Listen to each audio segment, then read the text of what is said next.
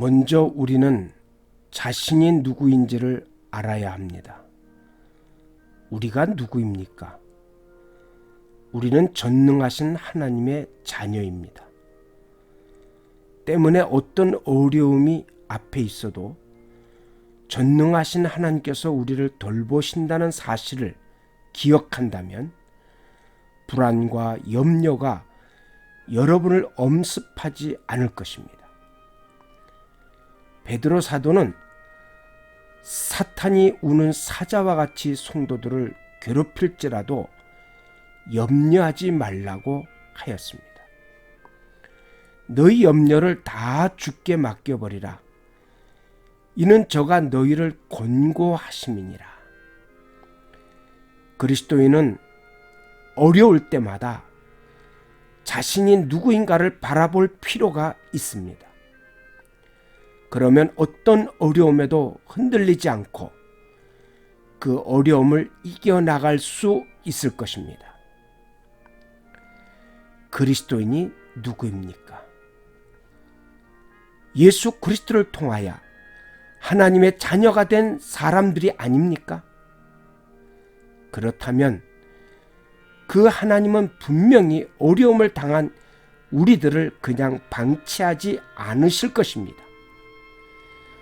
당신의 자녀를 원수에게 주고 인질이었던 우리와 맞바꾸시는 분이 하나님이십니다.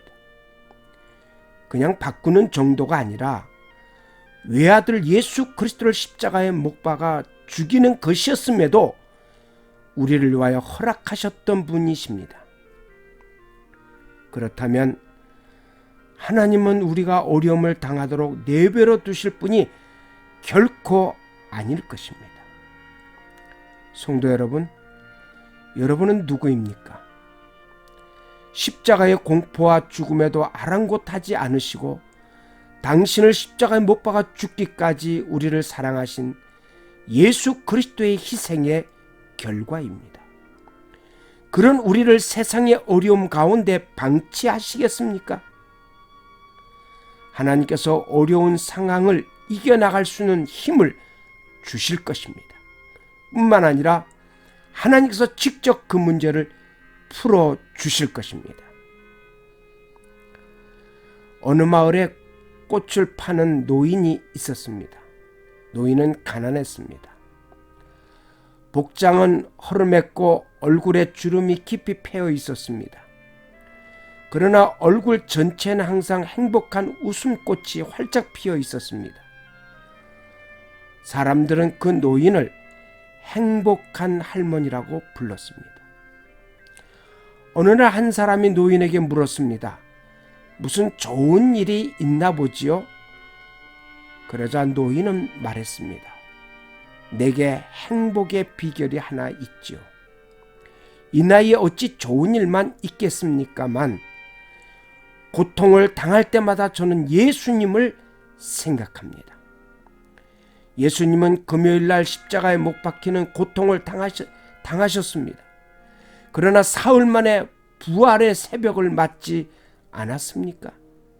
그래서 저는 고난이 다가올 때마다 나를 죄악 가운데서 구원하여 하나님의 자녀 삼기 위하여 십자가를 지신 예수님을 생각합니다. 그때부터 제 삶이 한결 행복해졌습니다. 노인이 염려와 근심에도 행복을 찾은 것은 십자가를 지기까지 나를 사랑하신 예수님을 바라보는 것이었습니다. 세상에서 가장 어리석은 사람은 나를 사랑하셔서 구원하시려고 존귀하신 분께서 십자가를 지기까지 나를 사랑하신 그 예수님을 바라보지 못하는 자입니다. 고난이 닥칠 때 우리는 이렇게 주님의 십자가를 바라보며 힘을 얻어야 할 줄로 믿습니다. 오늘도 부활의 영광으로 고난을 이겨 나아가는 아름다운 날이 되기를 먼저 주님의 이름으로 축복합니다.